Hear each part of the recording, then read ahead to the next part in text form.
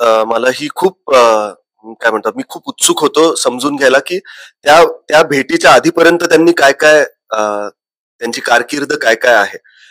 तर त्यांनी नुकतेच काही गड किल्ले जिंकलेले होते. तोरणा गड किंवा सुरुवातीचे हे काही गड जिंकताना तर त्यांनी लढाई पण केली नव्हती.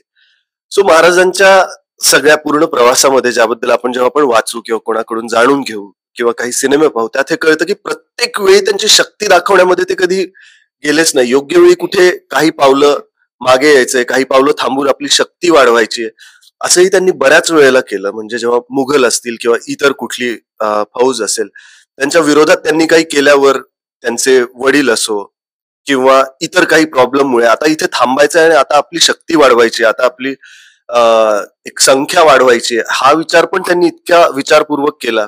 त्यांचं मातृप्रेम मला खूप भावलं, की आई जिजाबा आई जिजाऊ होत्या आणि मा भवानी होत्या आणि त्यांच्यावर त्यांची अशी श्रद्धा, की त्यांनी सांगितलंय तर ते करून यायचंय.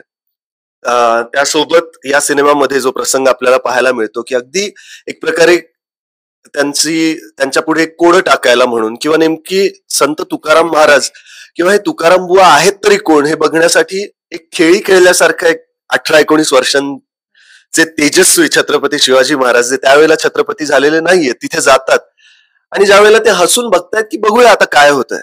आणि त्यानंतर त्यांचं जे ट्रान्झिशन आहे, एक छोटासा पण महत्वाचा संवाद आहे, जिथे ते स्वतः काही बोलत पण नाहीत आणि समोरून ते बोलतायत संत तुकाराम महाराज आणि आयुष्यात पहिल्यांदा किंवा नकळत असं काही ते बघतात आणि त्यावरून त्यांचं जे ट्रान्झिशन आहे, मला ते खूप ट्रिकी वाटलं. कारण अ, मोजकेच म्हणजे अर्थात मध्यवर्ती भूमिका संत तुकाराम महाराजांची आहे, तर मोजकेच सीन्स माझ्या वाट्याला आलेत, पण इतक्या गांभीर्याने घेण्याची भूमिका आहे.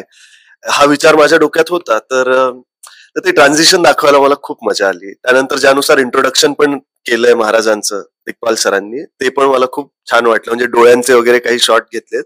जे पाहून एखादं लहान मूल जसं प्रसन्न व्हावं तसे दिग्पाल सर स्वतः मॉनिटर समोर बसून प्रसन्न होत होते. ही वॉज हॅपी की ते स्वतः जे करतायत, ज्या पद्धतीने ते करवतायत. त्यांचं जे विजन आहे त्यानुसार गोष्टी कुठेतरी पोहोचू पाहतायत. सो एक कलाकार म्हणून तुम्हाला खूप आनंद होतो जेव्हा तुमच्यावर विश्वास ठेवून कोणीतरी तुमची निवड केली आणि आता त्यांना त्या गोष्टीचा आनंद किंवा अभिमान वाटतो.